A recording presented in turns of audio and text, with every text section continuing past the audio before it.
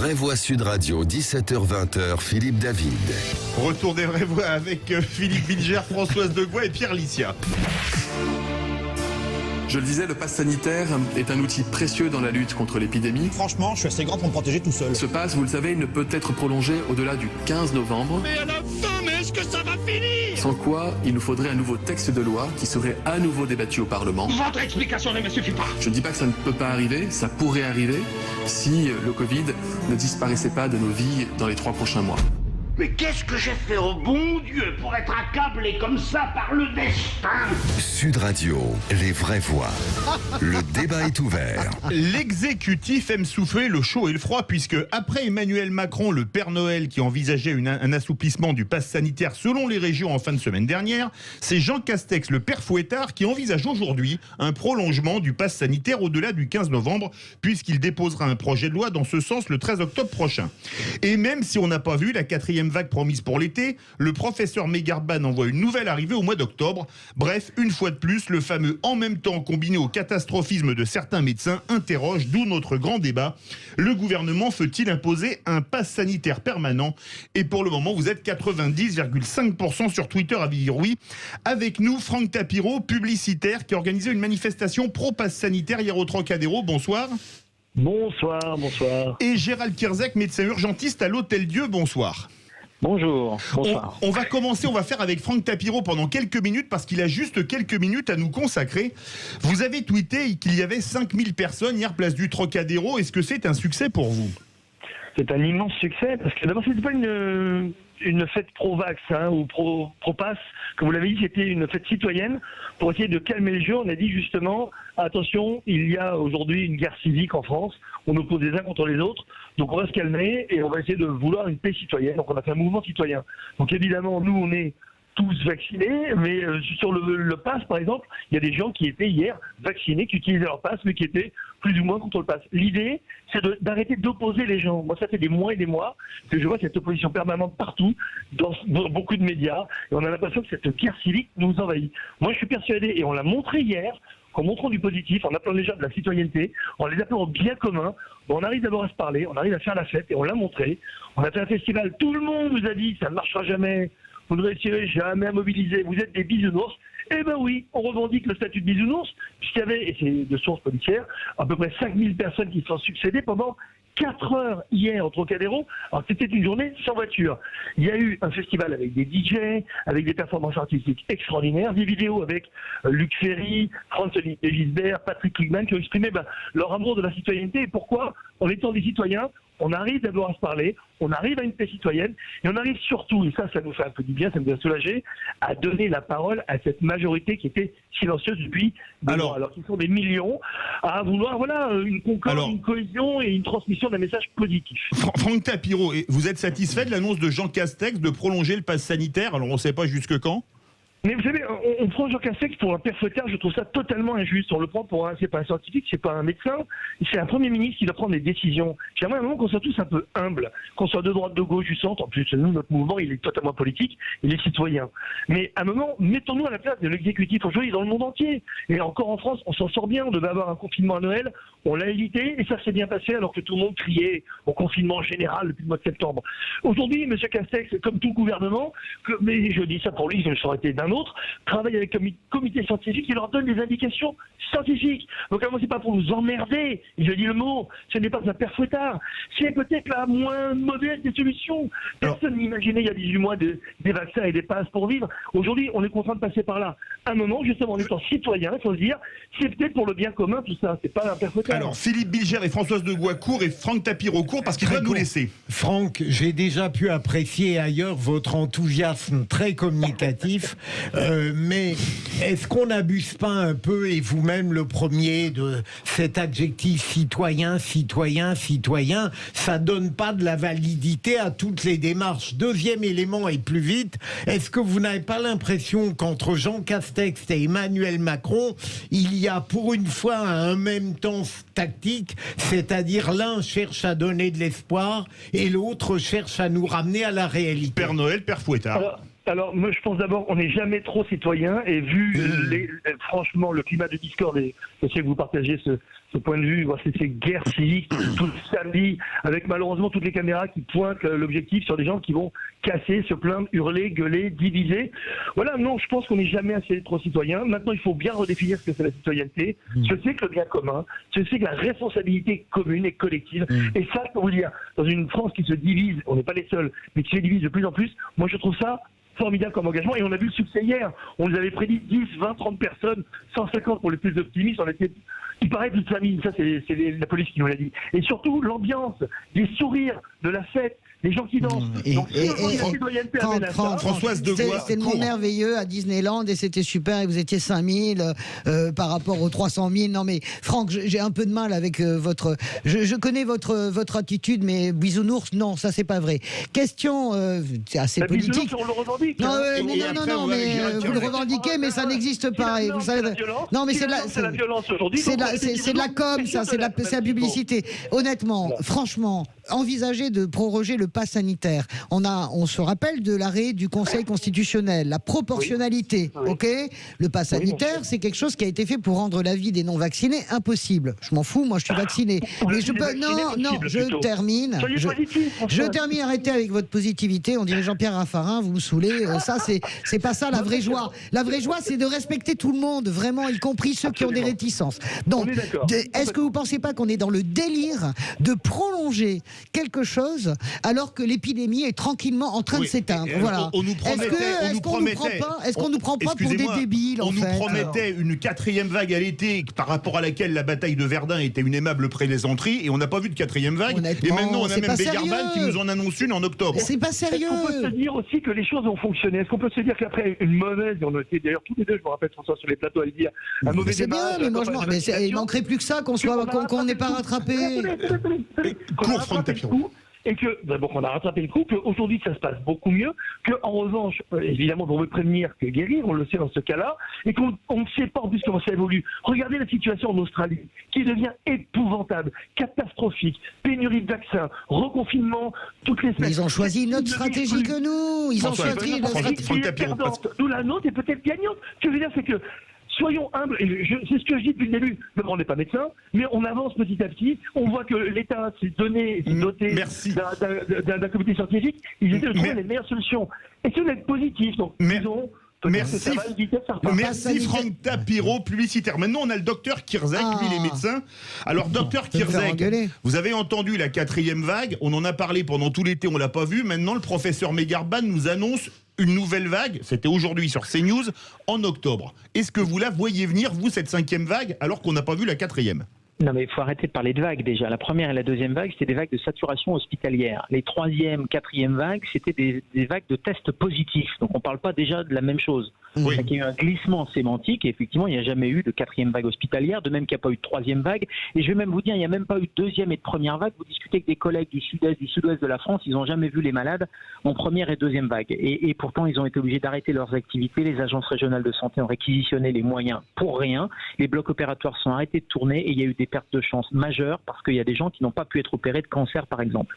Donc ça, on en parle trop rarement, malheureusement. Donc évidemment, il n'y a pas eu de 4e vague. Évidemment, le variant Delta qu'on nous annonçait tueur, etc., comme tous les variants de tous les virus, et en particulier des coronavirus, ce sont des variants, ça fait partie de l'évolution naturelle, et c'est pas pour ça qu'ils sont plus virulents. Ils ont même une tendance, c'est d'être moins virulents. Donc on n'a pas eu de 4e vague, on n'a pas eu de variant tueur, et je pense qu'à un moment donné, il faut arrêter, quand on est médecin, de faire du catastrophisme, parce que les médecins, ils sont là pour apaiser les gens et pas pour les effrayer ou pour les paniquer. Moi, je vois mes patients qui sont parfois dans un état de panique, et les conséquences psychologiques sont assez dramatiques. Alors ça, c'est les médecins qui paniquent, et puis de l'autre côté, il y a les publicitaires qui sont angéliques et qui parlent de citoyenneté. Moi, pardon, mais une citoyenneté où on est obligé de montrer quasiment son dossier médical à l'entrée d'un restaurant, je trouve ça plutôt de l'ordre d'une citoyenneté dont je ne veux pas, d'un contrôle social dont je ne veux pas, et le Conseil constitutionnel, Françoise Degois l'a répété, il y a une proportionnalité par rapport à la situation épidémique. Il n'y a plus cette proportionnalité puisque la situation épidémique est en train de baisser, mais surtout, est-ce que le pass sanitaire est un geste barrière ? Est-ce que le pass sanitaire empêche les contaminations ? Pas du tout. Le pass sanitaire, il a eu un seul effet positif, c'est à partir du 12 juillet, quand le président Macron l'a annoncé, ça a été de booster la vaccination. Et ça, on peut dire que la vaccination, ça a eu un effet positif, effectivement. Mais c'est plus un pass vaccinal qu'un pass sanitaire. Mais maintenant que son effet a eu lieu, en aucun cas, le pass sanitaire n'empêche les clusters. En aucun cas, le pass sanitaire ne va empêcher, même si les chiffres de contamination remontent, même si les taux d'hospitalisation remontent, c'est pas le pass sanitaire qui casse l'épidémie. Ce qui casse l'épidémie, c'est la vaccination, ce qui est des plus à risque. Deuxièmement, c'est les gestes barrières, se laver les mains, porter un masque en intérieur. Troisièmement, c'est d'aérer. Et quatrièmement, c'est de faire des autotests de façon à ce que dès qu'on est positif, on se teste.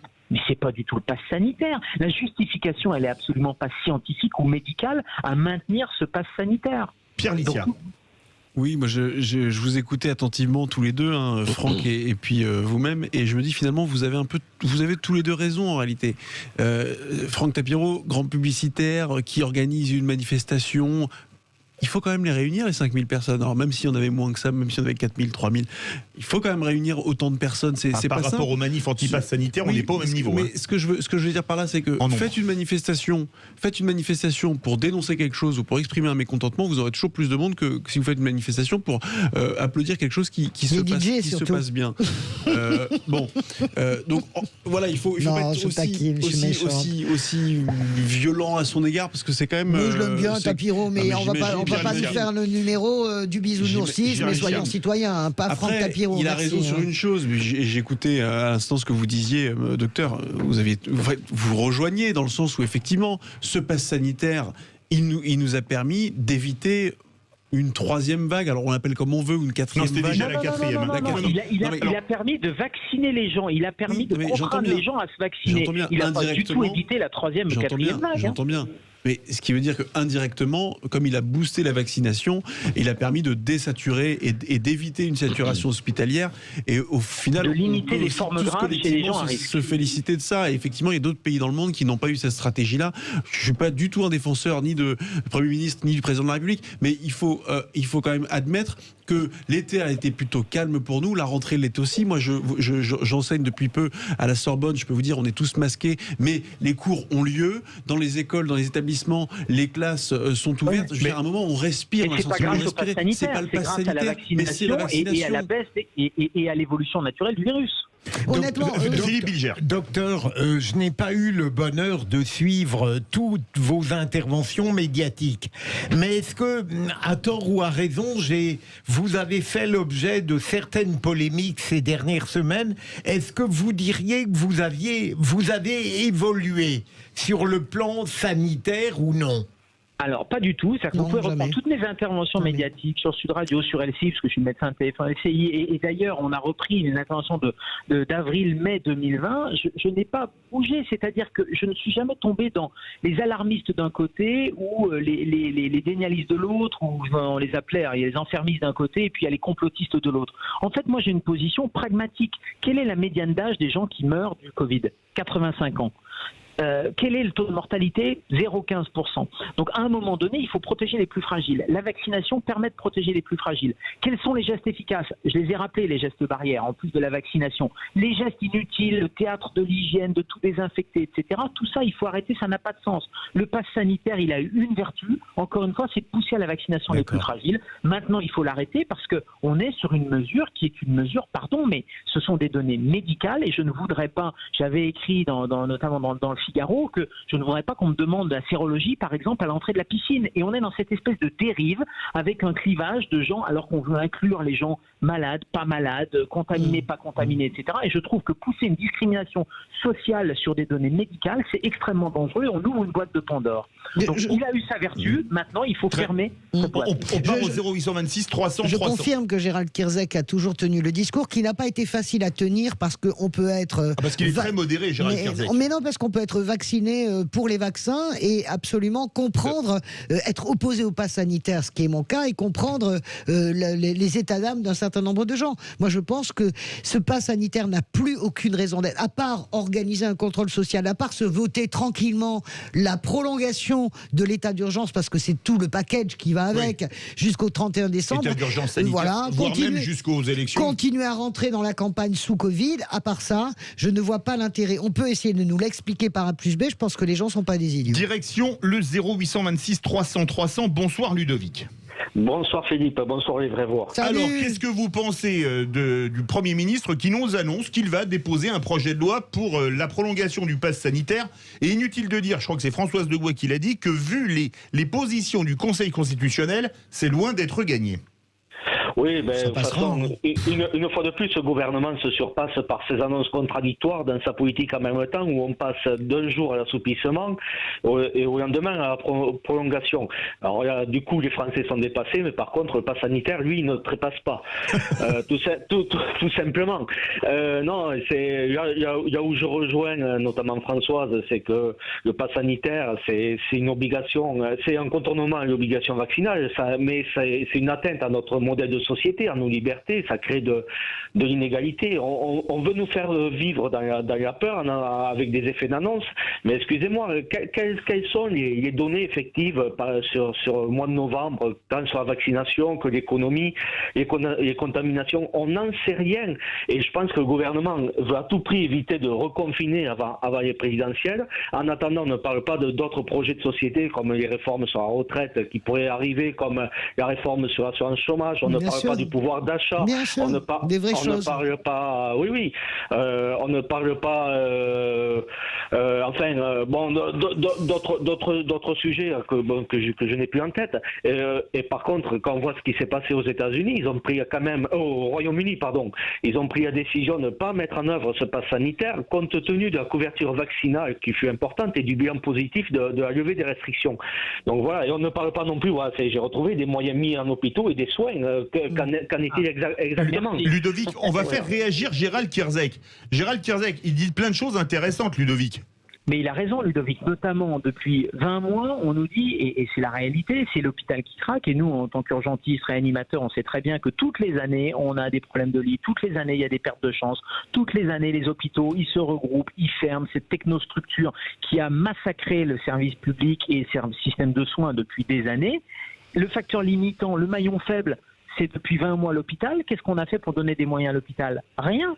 Alors que maintenant, depuis 20 mois, on sait prendre en charge le Covid, c'est pas une maladie mortelle. Si on la prend tôt, si vous prenez même quelqu'un à risque, tôt, avec un scanner, pour voir s'il y a une pneumonie sur les poumons, une infection des poumons, si vous lui donnez de l'oxygène, de la corticothérapie, des antibiotiques, des anticoagulants, mais ça, il faut des hôpitaux pour pouvoir prendre les gens en charge, avant même le stade de réanimation. Or, depuis 20 mois, on a des plateaux de télé trustés par des réanimateurs qui sont, et je les plains, mes collègues, parce qu'ils sont en permanence sous l'eau, mais depuis des années, et ils essayent un peu de dire, bon, ben, on va essayer de récupérer quelques moyens, etc., mais où sont les moyens de l'hôpital public? La deuxième chose que Ludovic sous-tend, c'est que on voit bien qu'on n'est plus dans une épidémie nationale. On l'a même jamais été dans une épidémie nationale. Encore une fois, il y a eu le Grand Est et il y a eu la région Île-de-France.